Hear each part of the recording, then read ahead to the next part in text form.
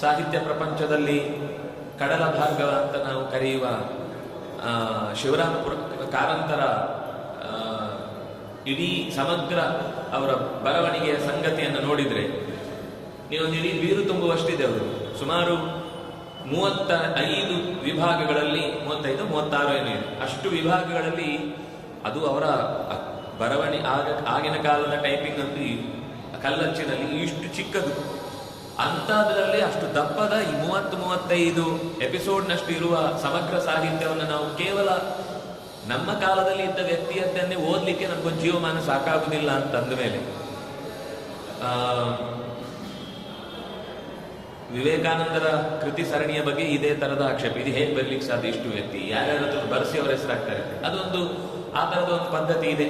ಅವ್ರಿಗೆ ಬರೀಲಿಕ್ಕೆ ಆಗಲ್ಲ ಅಂದಾಗ ಸಂಪಾದನೆಗೆ ಒಂದಿಷ್ಟು ಆಸಕ್ತಿ ಇರುವಂತಹ ಬರವಣಿಗೆಗಾರರಿಗೆ ದುಡ್ಡು ಕೊಟ್ಟು ಬರೆಸಿ ತಮ್ಮ ಹೆಸರು ಹಾಕೊಳ್ಳುವಂತಹ ಒಂದು ದುರ್ಬುದ್ಧಿ ಇದೆ.